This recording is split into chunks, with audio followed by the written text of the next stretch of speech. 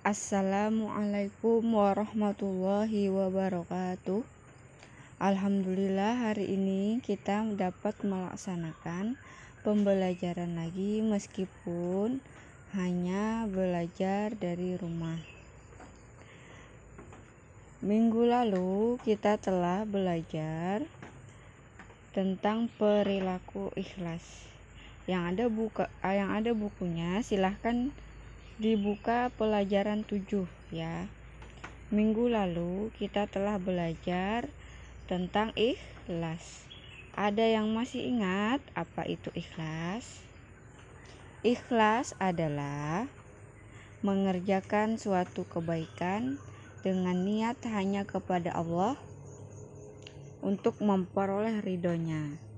Nah, dan ikhlas juga menjadi syarat diterimanya amal. Orang yang tidak ikhlas, maka amalnya tidak akan diterima. Kebaikannya tidak akan diterima. Apa sih ciri orang yang tidak ikhlas?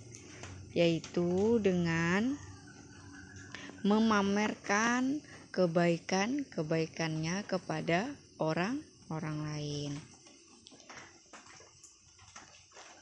Selanjutnya kita akan belajar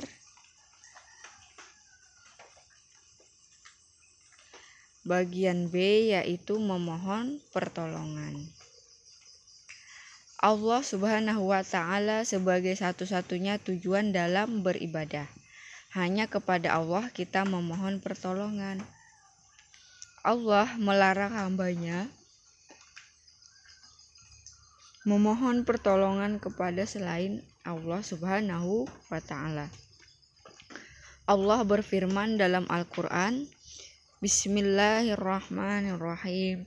Iyyaka na'budu wa iyyaka nasta'in.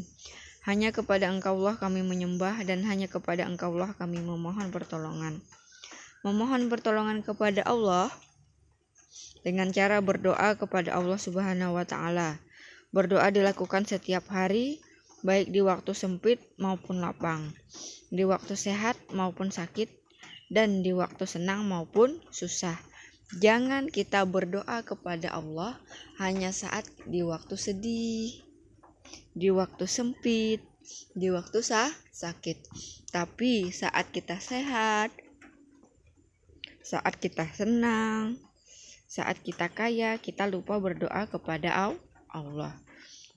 Susah, senang, sehat, sakit, sempit, lapang, semuanya kita tetap harus berdoa kepada Allah, karena Allah menyukai hamba yang berdoa. Nah, tadi bahwasanya juga Allah melarang, berarti Allah tidak membolehkan kita memohon pertolongan kepada selain Allah. Perbuatan yang menyekutukan Allah atau memohon pertolongan kepada selain Allah itu disebut dengan syirik. Dan orang yang menyekutukan Allah atau orang yang memohon pertolongan kepada selain Allah itu disebut dengan musyrik. Apa sih keutamaan berdoa? Keutamaan berdoa adalah diantaranya Allah selalu menyertai hambanya yang berdoa kepadanya. Jadi meskipun kita berdoa, meskipun belum dikabulkan, tetapi Allah akan bersama kita. Allah akan lancarkan urusan kita. Misalkan, ya Allah, saya mau tahun semester 2 ini menjadi ranking 1. Nah, disertai dengan usaha, disertai dengan doa, maka Allah akan mengabulkan ya. Jangan cuma minta ranking 1 tetapi tidak berusaha. Berdoa kepada Allah juga harus disertai dengan usaha atau yang disebut dengan ikhtiar. Bagaimana cara kita memohon pertolongan kepada Allah? Yaitu dengan berdoa. Berdoa setelah sholat, kemudian saat hujan bisa berdoa. Berdoa itu bisa kapan saja dan di mana saja, tetapi jangan berdoa di WC ya. Nah, itu tadi adalah pelajaran memohon pertolongan, ya. Memohon pertolongan hanya kepada Allah, seperti Quran surah Al-Fatihah ayat 5, ya.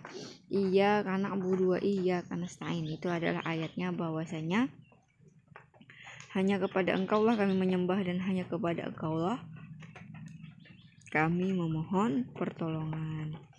Nah, tugasnya adalah kerjakan, beri tanda contreng pada kolom yang tepat, yaitu nomor 1, aku selalu berdoa kepada Allah.